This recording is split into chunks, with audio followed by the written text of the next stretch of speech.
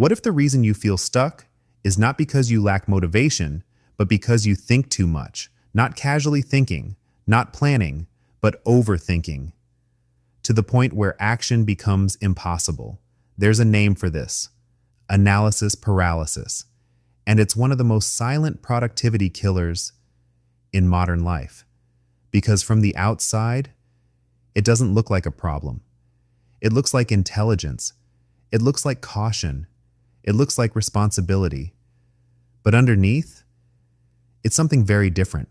It's fear, disguised as thinking. Here's how it usually starts. You're faced with a decision, something small, like sending a message, or something big, like choosing a career path. So you start analyzing. You gather information. You weigh your options.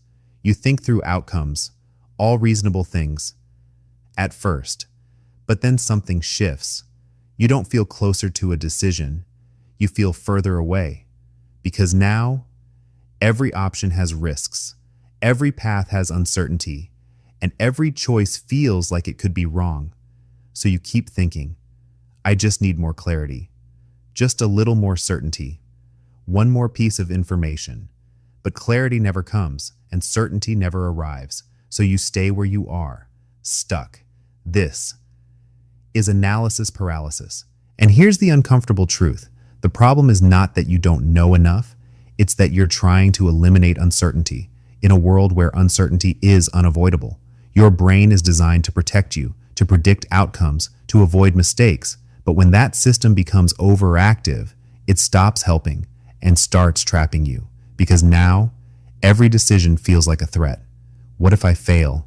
What if I regret this? What if there was a better option I didn't see? So instead of choosing, you delay. And that delay feels safe. But it comes at a cost. Opportunities pass, confidence weakens, and the habit of inaction gets stronger. Over time, you don't just struggle with big decisions. You start hesitating on small ones too. And slowly, you begin to trust yourself less. This is why analysis paralysis is so dangerous. Not because you're thinking too much, but because you're thinking instead of acting. Now, here's something most people don't realize. Action creates clarity, not the other way around. You don't think your way into confidence. You act your way into it. Every decision you avoid keeps you uncertain. Every decision you make teaches you something, even if it's the wrong one. Because mistakes are not the opposite of progress. They are part of it. But overthinkers struggle with this. They want the perfect decision, the optimal path, the guaranteed outcome. And because that doesn't exist, they choose nothing. So how do you break out of this? You don't stop thinking. You change your relationship with thinking. Instead of asking, what's the perfect choice? Ask, what's the next step? Make decisions smaller. Lower the stakes. You don't need a life plan. You need a direction. And direction comes from movement, another shift.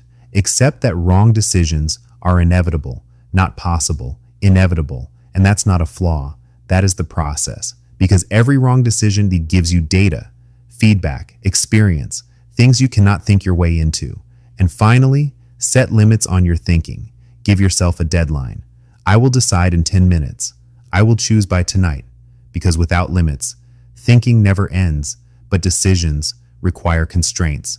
At some point, you have to move, not because you're ready, but because staying still is costing you more. If you recognize yourself in this, you're not alone. A lot of intelligent people struggle with overthinking because the same mind that sees possibilities also sees problems. But your strength doesn't have to become your weakness. You can think deeply and still act decisively. You can feel uncertain and still move forward. Because clarity is not something you find, it's something you build through action. So the next time you feel stuck, don't wait for the perfect answer.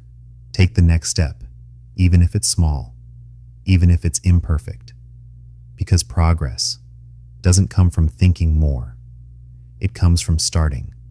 And sometimes, starting is the only decision that matters. And if you enjoy exploring psychology, human behavior, and the hidden patterns of the mind, subscribe to Think Games because here, we break down the mental games shaping your everyday life and we learn how to win them.